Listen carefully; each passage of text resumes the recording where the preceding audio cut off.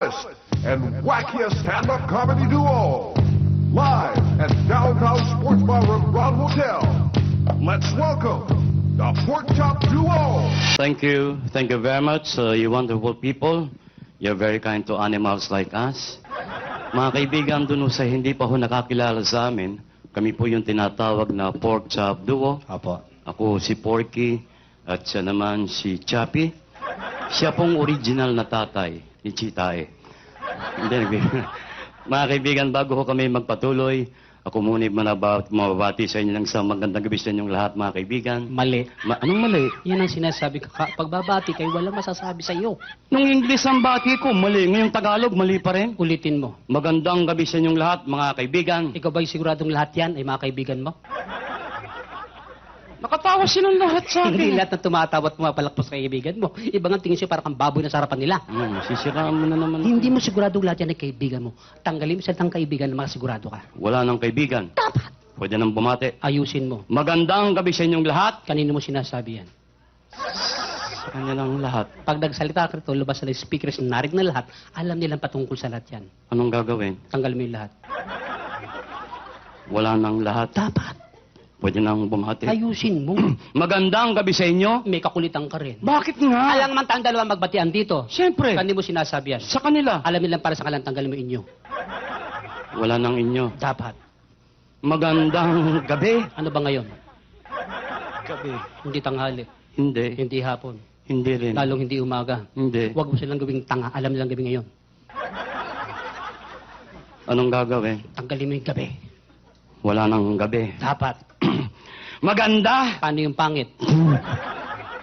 Ay, meron dyan maganda lang. Sa paningin lang kitang minamahal. Paano ang karapang tawagin maganda? Tulad mo si Lepi, hindi marunong masaktan. Anong gagawin? Tanggalin mo yung maganda. Wala nang maganda. Dapat.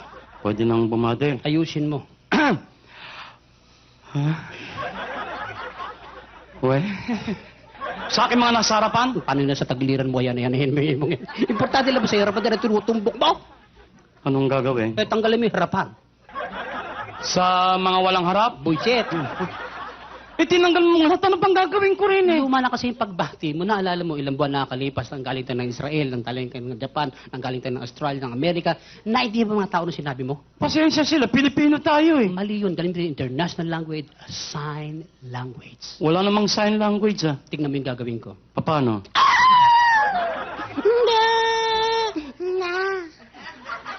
Wala akong naintindihan eh. Good evening, ladies and gentlemen. Buiset. Kita mo puro ba karamihan babae mga nasa Oo, audio. nagkaintindihan kami. Puro kakalokohan. Ano na naman yung pinagyayabong mo kanina sa bar na yaki? Nag-abroad ka raw nung hindi pa tayo magkasama? Totoo lang po yun. Bago kami nagsama bilang pork chop, ako'y nakarating na sa ibang paano ng daigdig. Yang pangit mong yan, tinanggap sa abroad. Huwag mong pakamamatahin kay mga pangit. At bakit? Kami may kasabihan. Ano? Pangit man din at dukha sa tingin. Ano? Nakabubuntis din. Hoy! Sinabi na Eh, mag-iingat. grabe ka lumait, kababayan pa natin yung karap natin. O sige, nakapag-abroad ka na. Saan ka naman nakarating, Aber? Nakarating ako ng Europe. Europe. Europe. Saan naman sa Europe? Nagpunta kami ng Venice. Maganda rin sa Venice. Sumuli kami ng Vienna. Vienna. Pasok kami ng Frankfurt. Frankfurt. Tuloy kami ng sausage.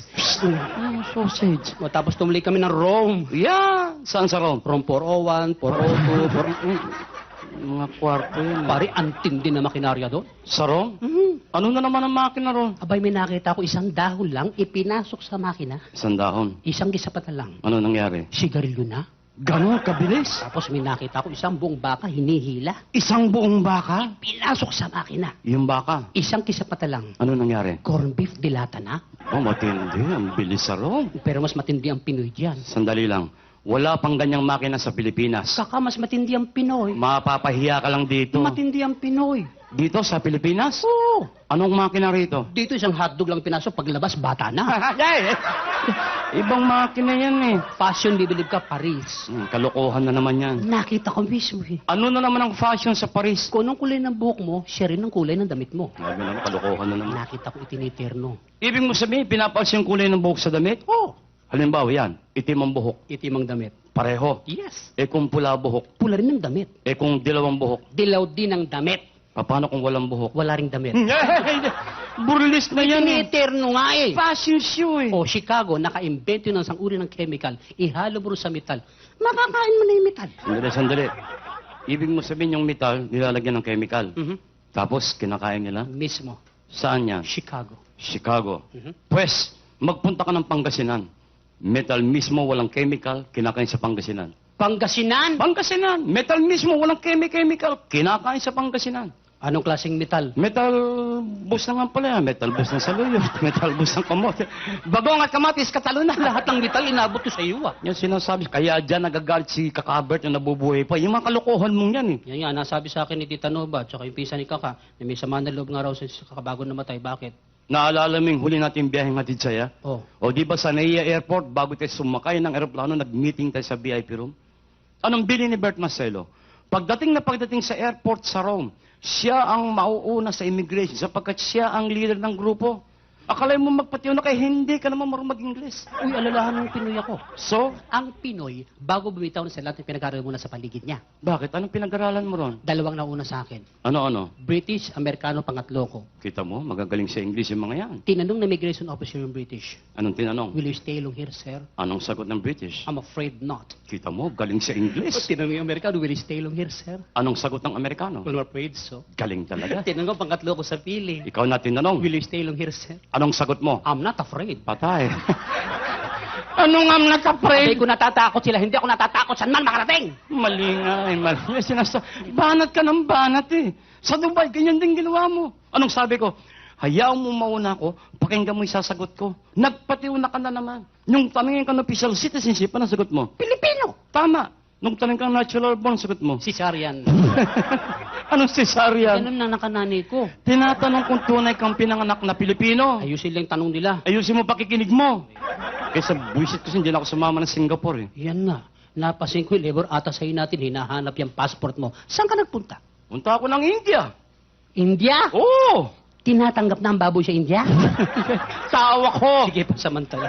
Pero alam mo, may napasin ako sa India. Ano? Karamihan pala ng mga tao ron, may pula rito sa noo eh. Kahit dito makita mo naglipa na yung ganyan. Ikaw ba, alam mo kung bakit sila may pula sa noo? Hindi. Hindi mo alam? Bakit? Para malaman daw kung asado o bola-bola.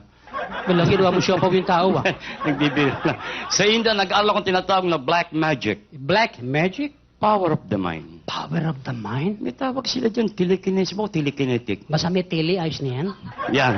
Ang kapangyarihan ko, Mm. ang babae malalaman ko kung virgin o hindi na virgin. Teka, sandali. Majority ng guests natin ngayon, babae, mag-ingat ka. Sila mag-ingat sa akin. Ibig sabihin, wala babae ka may karasan o wala pa? Yung iba nga dyan, di na makatingin sa akin. Abay, kakausapin mo. Hindi ko lalapitan. Abay, matindi nga. Power of the mind. Lugar, okasyon, Sa mga disco, coffee shop, restaurant, sa public places, ganyan. sa pamamagitan ng... Sa order lang, huli mo lang ng kategorya. Oh, come on. Order lang, malalaman kung may karasan ng tao, wala. Bibigyan kita ng sample. Dapat. Kapag ang babae walang asawa, walang siyota, in short, virgin. Yan. Kadalasan in-order niyan. Ano? Soup. Soup. Kita mo, saradong-sarado. Kahit na hangin, hindi makakapasok dyan. Abaga, oo nga, pikit na pikit eh. Oh. Soup. Pag yan nagkaroon ng siyota, Mhm. nagkaroon ng konting karanasan, Mhm. iba na fingerprint. Hoy! Pupunta ng Japan, dadaan ng NBA, kukuha ng clearance, magpi-fingerprint. Ayusin mo. Masama ng isip mo eh. May konting karanasan. Yan. Ang ino-order niyan, Ano? juice. Juice. Kita mo, bumuka na.